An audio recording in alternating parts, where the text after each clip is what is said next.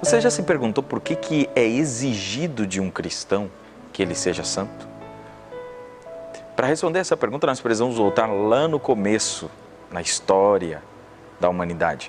Quando o homem foi criado, ele foi criado à imagem e semelhança do seu Criador. Então o pecado vem e borra esta imagem. E Jesus vem para recuperar essa imagem.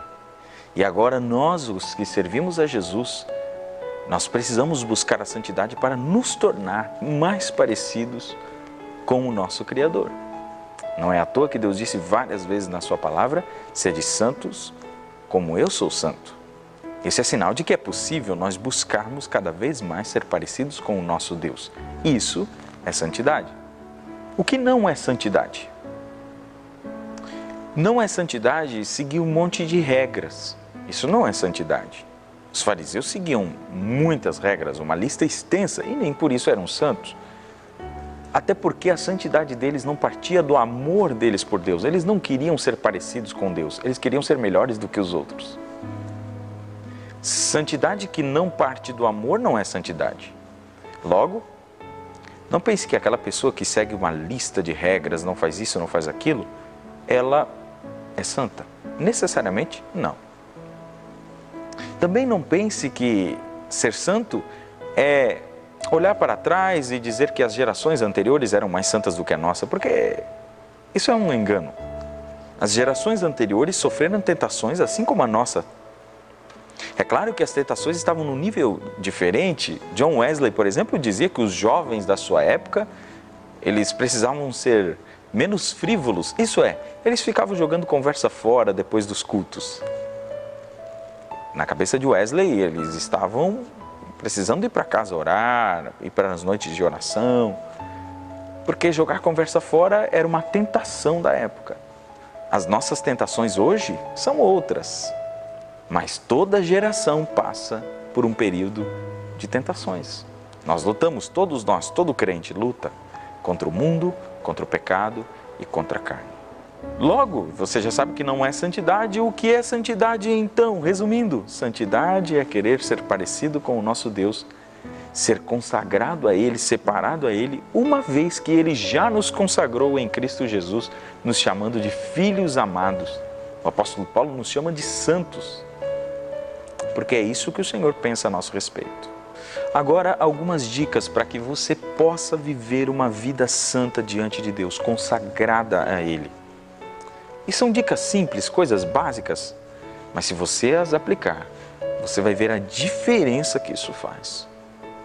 Primeiro, procure dar prazer a Deus.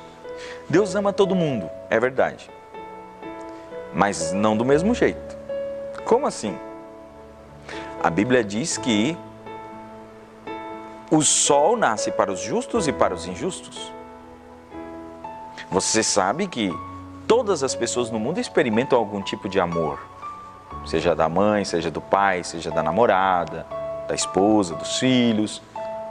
Pode ser a pessoa mais ímpia e ser profana e não seguir nenhum tipo de mandamento do Senhor, mas toda pessoa vai receber o amor benevolente de Deus. Porém, existe o amor complacente de Deus, que é aquele amor em que dá prazer a Deus. Jesus, por 2 vezes na Bíblia nós vamos ver ele ouvindo a voz de Deus falando: este é o meu filho amado que me dá muito prazer ou muita alegria. É esse o sentimento que nós precisamos dar a Deus com a nossa vida.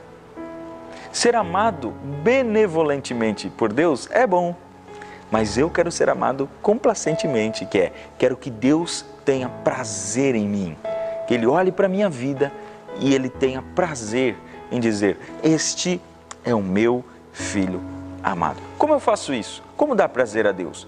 Buscar, orar, jejuar, ler a palavra, meditar nele, pensar nele, falar dele. Coisinhas simples, mas que vão te levar para uma vida de santidade. Toda vez que você acordar, você deve se perguntar: como hoje eu posso dar prazer a Deus? Para que quando Ele olhe para mim, Ele pensa: lá vai o meu filho amado. A segunda dica que eu quero dar para você alcançar uma vida de santidade, é: evite a superficialidade. Existem coisas que não são pecaminosas, mas que nos afastam de Deus. Por exemplo, conversas bobas, falatórios que não edificam, piadas. Tudo isso são coisas que acabam te afastando de Deus. O apóstolo Paulo escreveu aos Efésios, dizendo que as coisas que o povo de fora faz, o crente não deve nem mencionar. Isso é santidade. Você evita mencionar certas coisas para que o seu pensamento não chegue nelas. Para que aquilo não se torne costume na sua mente de pensar a respeito daquilo que o ímpio faz. Por isso, evite falar determinadas coisas. Evite conversa de duplo sentido. Tem gente que gosta de conversa de duplo sentido. Aquelas coisas assim que fala não falando, sabe? Sobre sexualidade, sobre imoralidade. Evite isso. Quando você perceber que você está tendo prazer em falar daquilo que os ímpios costumam fazer, você precisa voltar atrás. Porque a vida santa, ela começa também nas intenções. Por isso, evite superficialidade, conversas tolas, pensamentos inúteis. Leve cativo o teu pensamento a Deus quando ele for um pensamento imoral, imediatamente. Eu sempre digo, a primeira vez que você pensa, talvez não é culpa sua, mas a segunda vez é. A terceira dica que eu quero te dar para você viver uma vida santa é: examine a sua consciência frequentemente. Talvez você não está pecando os pecados escandalosos, mas você precisa analisar, porque às vezes você tem sido irado com a sua esposa, com o seu esposo, com os seus parentes. Você precisa analisar a forma como você responde às outras pessoas para ver se você não está respondendo com orgulho, altivez. Tudo isso é santidade. Você observa a forma como você se comporta e ali você examina o seu coração. Por isso que o salmista escreveu no Salmo 139, sonda-me, ó Deus, vê se há em mim algum caminho mau. Por quê? Porque nós precisamos estar constantemente sendo sondados por nós e pelo nosso Deus. Como está a sua consciência? Tranquila? Isso é santidade. A quarta dica para a santidade é: se você perceber qualquer coisa que esteja errada na sua vida, confesse imediatamente, citando o nome do determinado pecado. Senhor, hoje eu comi demais, eu fui glutão. Senhor, hoje eu fui melancólico demais, eu ando aborrecido demais e a minha confiança está zero no Senhor. Nós evangélicos temos o costume de chegar diante de Deus e orar no atacado. Senhor, perdoa os meus pecados, as minhas iniquidades, as minhas falhas e blá, blá, blá, blá, blá, blá. Não, Deus quer ouvir exatamente o que você sente no seu coração com relação ao seu pecado. Diga o nome do seu pecado. Conforme você vai fazendo isso, você vai reconhecendo a sua pecaminosidade, a santidade de Deus, e você vai sendo purificado e vai se tornando mais santo. Confesse o seu pecado imediatamente e dê nome aos bois. Quinta e última dica para uma vida de santidade: não desista. Uma vez que a santificação é progressiva, você está buscando cada vez mais ser parecido com Jesus, continue nessa busca. Jesus disse que o espírito está pronto, mas a carne é fraca.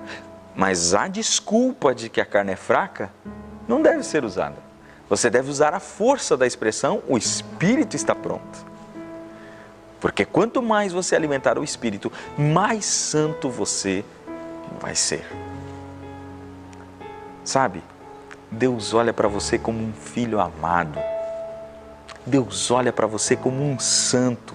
Ele já te consagrou desde a eternidade.